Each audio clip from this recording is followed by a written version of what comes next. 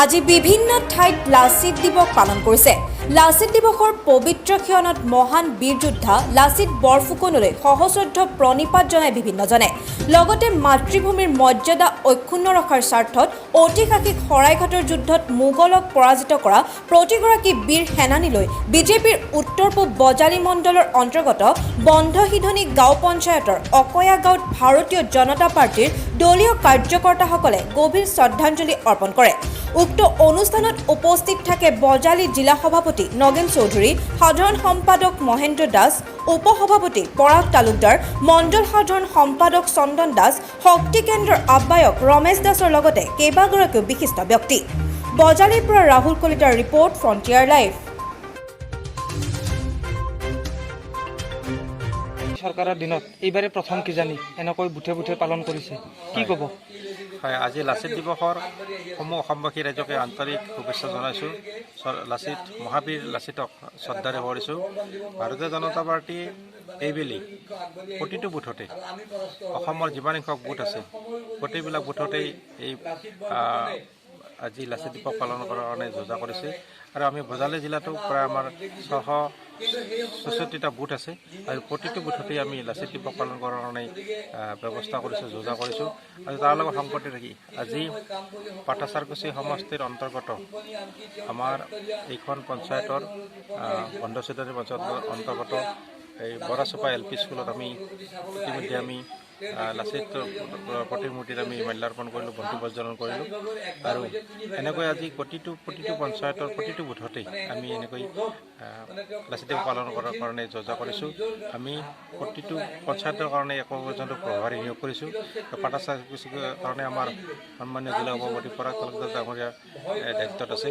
গতিকে আমি আশা ৰাখিম যে মহাবীৰ লাচিতক অসমৰ পৰা যাতে ৰাষ্ট্ৰীয় প্ৰেক্ষাপটলৈ লৈ যাব পাৰোঁ, যাতে বিশ্বৰ দৰবাৰলৈ লৈ যাব পাৰোঁ তাৰ প্ৰয়াস কৰিছোঁ। আৰু আমি অতীত নাজানো, অতীত বুৰঞ্জী নাজানো, এটা জাতি আগুৱাই যাব নোৱাৰে।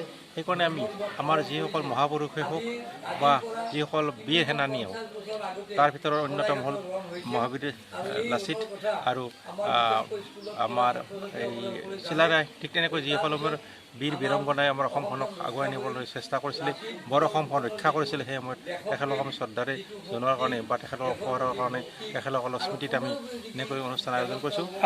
আগৰ দিনৰ চৰকাৰগিলাখনে কিন্তু বন্ধৰ দিন হিচাপে পালন কৰিছিল লাচিত দিৱসটো, কিন্তু এইবাৰ চৰকাৰে পালন কৰিব দিছে, বিজেপি চৰকাৰে এইবাৰ পালন কৰিব দিছে আৰু কণ ল'ৰা ছোৱালী ওলাই অহা দেখিবলৈ পাইছোঁ, কি ক'ব? আমাৰ ইতিমধ্যে আমি কৈছোঁৱেই যে আমাৰ কথাটো হ'ল চবকা চবকা বিকাশ, চবকা বিশ্বাস আৰু চবকা প্ৰয়াস। গতিকে আমি সকলোকে লগত লৈ আমি ইতিমধ্যে কৈছোঁ যে আমি এটা জাতি যদি আগুৱাই যাব লগা হয়, সাংস্কৃতিকভাৱে হওক বা অন্যান্য দিশত আগুৱাই যাব লগা হয়, আমি জাতিৰ ইতিহাস জানিব লাগিব, আমি বুৰঞ্জী জানিব লাগিব।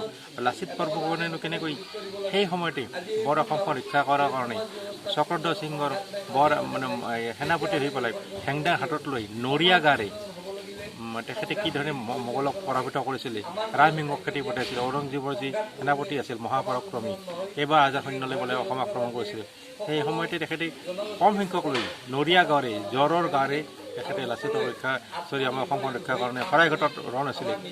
আমি সেইকাৰণে শৰাইঘাটক কওঁ আমি যে যিকোনো সময়তে আমি শৰাইঘাটৰ ৰণৰ কথা আমি উল্লেখ কৰোঁ, কাৰণ আমাৰ অসমীয়া জাতিৰ স্বাভিমান যে আমাৰ অসমৰ ৰক্ষাৰ কাৰণে, বৰ অসমৰ ৰক্ষাৰ কাৰণে আহোমসকলৰ যি সেনাপতি আছিলে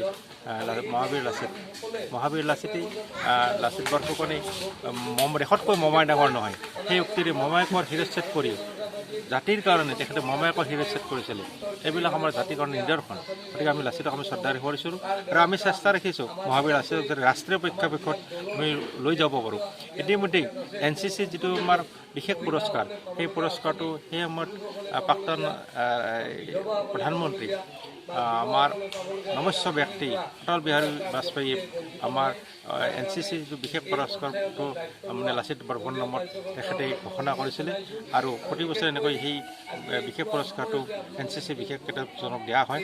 গতিকে ইতিমধ্যে লাচিত বৰফুকনক ৰাষ্ট্ৰীয় প্ৰেক্ষাপটলৈ লৈ যোৱা হৈছে আৰু অসমীয়া হিচাপেও আৰু বজালী জিলাৰ ফালৰ পৰাও আমি বিজেপি ফালৰ পৰাও যাতে আমি প্ৰতিজন স্বাভিমানী অসমীয়াক আমি বিশ্ব দৰবাৰলৈ লৈ যাব পাৰোঁ, তাৰ কাৰণে আমি প্ৰয়াস কৰিছোঁ। হিন্দু বাংলাদেশীৰ যিটো উত্থাপন হৈছিল সেই সম্পৰ্কে মোগল যেনেকৈ আহিছিল বা মোগলক যেনেকৈ খেদি পঠিয়াইছিল সেই সময়ত যিহেতু মুখ্যমন্ত্ৰীয়ে কৈছে যে এইখনে শৰাইঘাটৰ শেষ ৰণ কি ক'ব হিন্দু বাংলাদেশী অনাৰ ক্ষেত্ৰত এই চৰকাৰৰ কেনেকুৱা পদক্ষেপ নাই এই ক্ষেত্ৰততো আমি যিটো হিন্দু বাংলাদেশী হওক বা এই কথাটো আমাৰ ৰাজ্যিক নেতৃত্ব বা কেন্দ্ৰীয় নেতৃত্ব এইবিলাক কথা চিন্তা চৰ্চা কৰিব তেখেতসকলে বহভিত্তিক দেশৰ ৰাষ্ট্ৰীয় সুৰক্ষাৰ ক্ষেত্ৰতে হওক দেশৰ সাৰ্বভৌমত্ব কৰাতে হওক হিন্দুত্বৰ হিন্দুত্বৰ যিটো আমাৰ পৰম্পৰা আছে যে আমাৰ সনাতন হিন্দু ধৰ্ম আমি হিন্দু ধৰ্মকো ৰক্ষা কৰিব লাগিব আমাৰ দেশকো ৰক্ষা কৰিব লাগিব আমি হিন্দুত্ব ৰক্ষা কৰিব লাগিব আৰু আমি অসমকো ৰক্ষা কৰিব লাগিব এই কথাখিনি সমিলমিলভাৱে আমি চলাই নি পেলাই আমি অসমখনক আগুৱাই নিব লাগিব বিশ্ব দৰবাৰত আগুৱাই নিব লাগিব অসমখন বিকাশ কৰিব লাগিব